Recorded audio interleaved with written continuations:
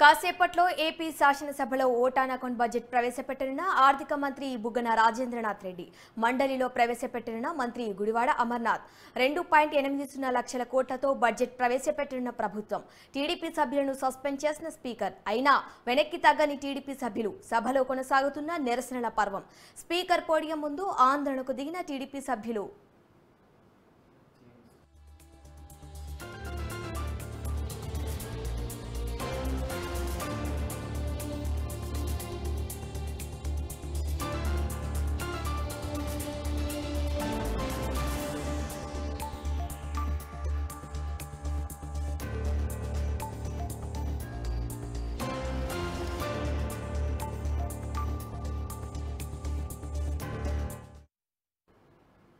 ఈ అంశంపై మరిన్ని అప్డేట్స్ ని మా ప్రతినిధి ప్రసన్న అందిస్తారు. చెప్పండి ప్రసన్న.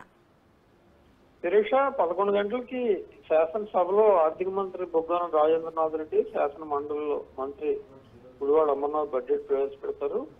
2,86,000 కోట్లతో ఓటాన్ అకౌంట్ బడ్జెట్ ఉందని మనకు అందుతున్న సమాచారం ప్రకారం తెలుస్తుంది. ఎన్నికలను దృష్టిలో పెట్టుకుని మొదటి 3-4 నెలలు ప్రభుత్వ ఖర్చులు ఇతర జీతాలు వీటన్నింటినీ దృష్టిలో పెట్టుకుని ఓటాన్ అకౌంట్ బడ్జెట్ ప్రవేశపెట్టడం జరుగుతుంది.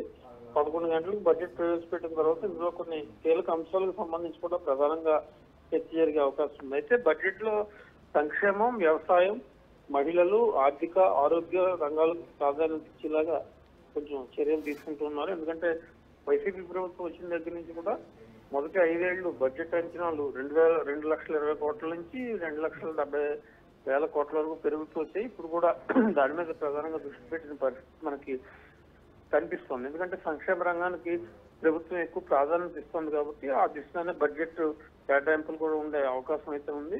ప్రస్తుతం దీనికి సంబంధించి వివిధ శాఖల నుంచి నివేదికలన్నీ కూడా తెప్పించుకున్న తర్వాత బడ్జెట్ ప్రవేశపెడతారు. ఈ 3 నెలల కాలం ఖర్చులు పెట్టిన తర్వాత కొత్త ప్రభుత్వం ఏర్పడిన తర్వాత పూర్తి స్థాయి బడ్జెట్ పెట్టే అవకాశం అయితే మనకి కనిపిస్తోంది. శిరీష.